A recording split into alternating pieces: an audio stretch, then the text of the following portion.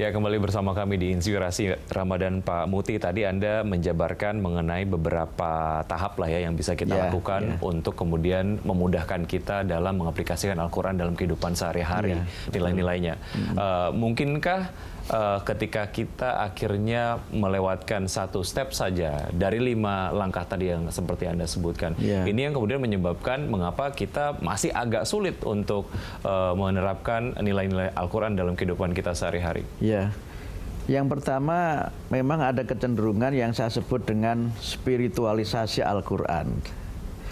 Spiritualisasi Al-Quran itu begini Mas pengertiannya. Orang itu membaca Al-Quran tapi tidak mengerti isinya. Dia membaca hanya untuk mencari pahala, mendapatkan ketenangan dengan membaca Al-Quran, tetapi kemudian dalam kehidupan sehari-hari dia tidak mengamalkan Al-Quran itu karena tidak mengerti maksudnya. Gitu. Dia berburu pahala dengan memperbanyak membaca Al-Quran. Kadang-kadang kalau Ramadan ini mungkin targetnya hafal 30 kali misalnya, atau hafal 5 kali, atau hafal 4 kali, atau hafal 1 juz misalnya. Nah, kecenderungan spiritualisasi ini membuat umat ini begitu asyik masuk dalam spiritualitas, tapi tidak maju dalam kehidupan realitas. Apakah ekonominya, apakah pendidikannya, dan ini yang kemudian menjadi masalah kita. Yang kedua itu ada kecenderungan yang agak menyimpang menurut saya, namanya mistifikasi Al-Quran. Orang menjadikan Quran ini sebagai kitab mistis. Jadi kalau orang itu ingin mendapatkan rizki, pengen dapat duit yang melimpah, oh baca ayat ini. Tapi yang lain tidak dibaca. Gitu. Kalau ingin dapat istri yang cantik misalnya, punya suami yang ganteng, baca surat ini. Ini sangat sering terjadi di kita. Sangat sering terjadi, namanya mistifikasi Al-Quran. Sehingga Al-Quran dijadikan sebagai kitab mistis. Gitu. Yang lain tidak dibaca. Yang dibaca hanya ayat-ayat tertentu. Padahal itu kemudian dilakukan adalah ya ini yang menjadi dasar mengapa saya menerapkan Al-Quran dalam kehidupan sehari-hari gitu, dengan cara membaca ayat tertentu untuk mendapatkan suatu hal gitu. Karena itu kurang tepat juga. Persoalannya bisa begini Mas, dia sudah membaca ayat tentang mencari pasangan hidup yang ganteng, yang cantik, dapatnya tidak dapat itu. Kan kemudian berarti Quran ini nggak cocok ini misalnya. Dia baca ayat ini supaya dapat rezeki melimpah, ternyata rezekinya masih seret. Ini bagaimana katanya yang begini? Kan padahal tujuan Quran kan bukan itu. Tujuan Quran itu kalau kamu ingin dapat rezeki yang melimpah ya kerja dong. Kalau ingin dapat rezeki yang melimpah, gunakan dong potensi yang diberikan Allah kepada kamu untuk kamu bisa mengeksplorasi kekayaan alam, mengembangkan ilmu, mengerti teori-teori marketing dan sebagainya, sehingga kemudian tidak kita mengandalkan rezeki melimpah itu dengan membaca Al-Quran tapi tidak menggunakannya secara benar itu. Nah yang ketiga, kadang-kadang ada kecenderungan namanya komodifikasi Al-Quran. Jadi Al-Quran itu dijadikan sebagai legitimasi politik gitu. Ini yang sering kali terjadi. Misalnya ya kalau ada orang mau maju sebagai kepala daerah, dibacakanlah ayat ini. Kemudian dicari pembenaran dengan mencoba untuk misalnya menyimpangkan penafsiran Quran yang seharusnya gitu. Dan itu yang di dalam Al-Quran disebut dengan tashtaru bi ayatillah thamanan qalila gitu. Menjual ayat-ayat Allah dengan harga yang sangat murah. Karena hanya untuk memenangkan sebuah agenda politik, kemudian penafsiran dijungkir balikkan dan sebagainya. Dan ini yang memang menjadi kecenderungan yang menurut saya memang menghambat bagaimana kita ini bisa mengamalkan Al-Quran. Oleh karena itu, maka menurut saya tahapan-tahapan yang ada itu memang tidak harus sekuensial dan tidak harus secara sempurna, tetapi ada upaya untuk kita mengikuti tahapan itu. Kalau Quran itu hudal linnas, petunjuk bagi umat manusia, supaya kita mengerti kan harus membacanya. Tetapi kalau kita membaca tidak mengerti, ibarat orang melihat rambu-rambu, dilarang berhenti. Dia tahu ada rambu-rambu, S diberi tanda silang. Itu kan dalam tapi dia tidak mengerti maksudnya. Akhirnya apa? Tidak boleh berhenti, dia berhenti. Karena apa? Tidak mengerti maksudnya. Nah, tetapi juga ada orang yang tidak pernah mau membaca, tapi langsung menerapkannya. Kalau ini yang terjadi kadang-kadang bisa juga ada inkonsistensi antara yang dia amalkan dengan yang dikehendaki oleh Al-Quran. Sehingga menurut saya Al-Quran itu memandu kita agar kita memiliki arah hidup yang jelas. Memandu kita agar kita ini mendapatkan pencerahan ketika kita sedang dalam kesulitan.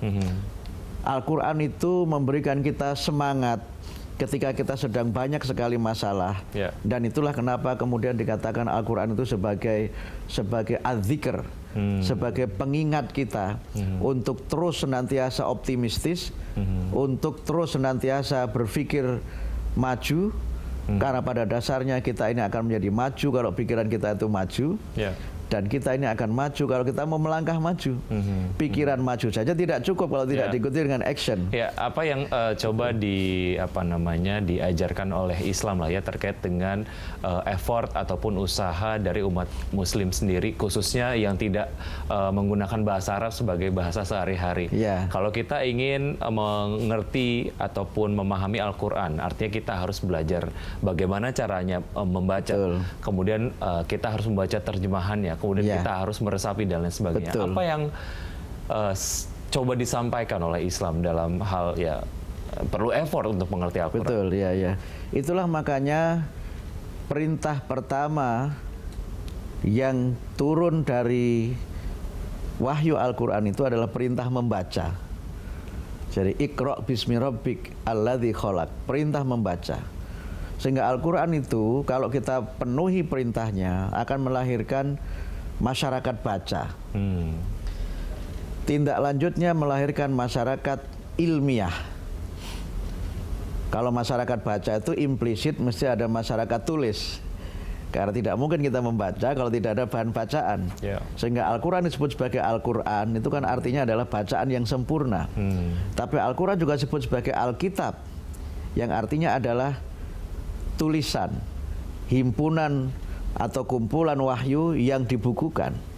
Kalau ini kita maknai dalam kehidupan kita sehari-hari, untuk kita tadi bisa memahaminya memang harus ada namanya budaya membaca dan budaya menulis, kemudian diikuti dengan budaya ilmiah. Budaya ilmiah itu meliputi budaya berpikir logis, menggunakan akal. Sehingga Al-Quran berkali-kali memerintahkan kita untuk menggunakan akal kita. Afala ta'qilun, tidakkah kamu memikirkan secara mendalam? Yang kedua, meneliti apa yang terjadi. Misalnya afala yang durun itu. Tidakkah kamu memperhatikan, tidak kamu melihat? Kemudian yang ketiga adalah bagaimana kita ini kemudian senantiasa bersikap dan berperilaku dengan ilmu dan dengan akal. Dan oleh karena itu maka di antara tujuan dari syariat itu adalah melindungi akal manusia. Dan kemudian melindungi jiwa manusia. Sehingga dengan cara ini maka tidak ada istilah untuk kita berhenti belajar Al-Quran. Yang tidak fasih, kita berusaha semaksimal mungkin. Tapi kalau toh tidak, karena mungkin belajarnya pada saat sudah dewasa, sehingga kefasihannya dan fluensinya mungkin kurang. Tapi itu sebagai effort yang memang harus kita lakukan. Jangan malu belajar. Kalau kita maknai tahun Rasulullah menerima wahyu Al-Quran sebagai motivasi kita belajar. Rasulullah menerima wahyu ketika berusia 40 tahun. Dan itu berarti tidak ada alasan untuk orang yang sudah berusia 40 tidak memulai belajar Al-Quran. Tidak ada alasan terlambat untuk berubah menjadi lebih baik. Sehingga oleh karena itu maka langkah yang bisa kita lakukan adalah senantiasa membacanya, mengkajinya dengan berbagai macam ilmu yang tersedia.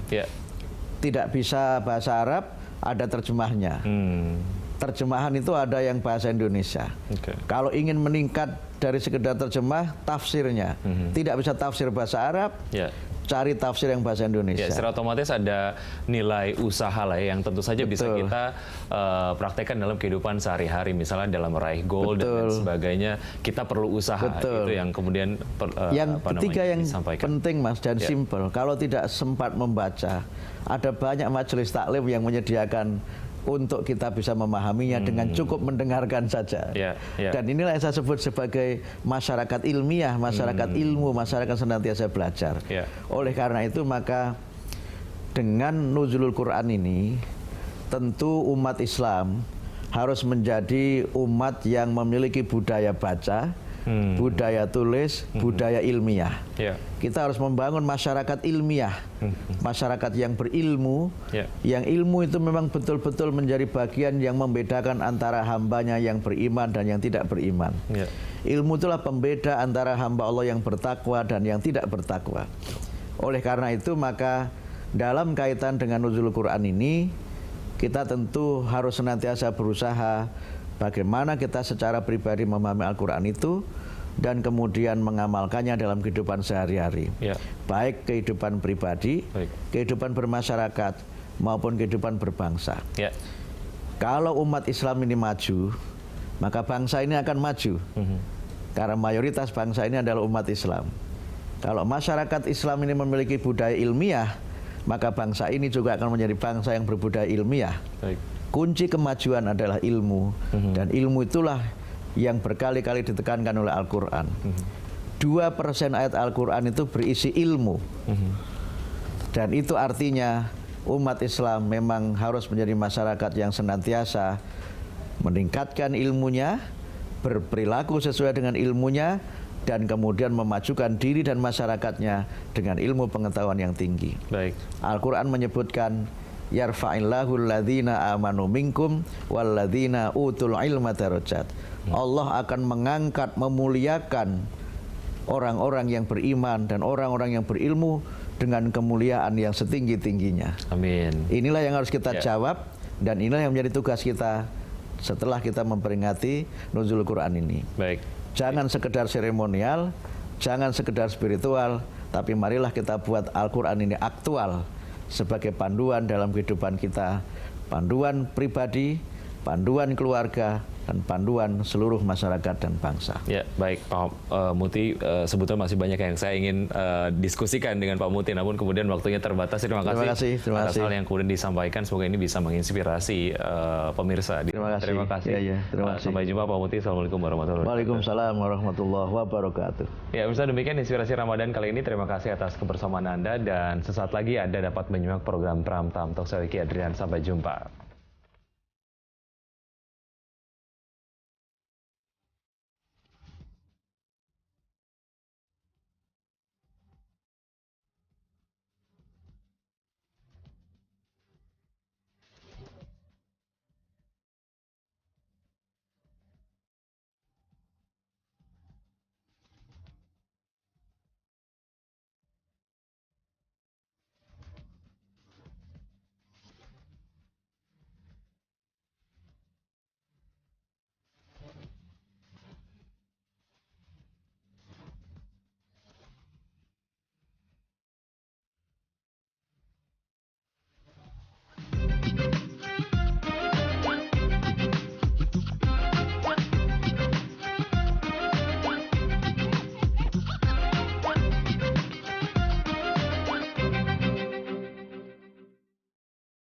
Didukung oleh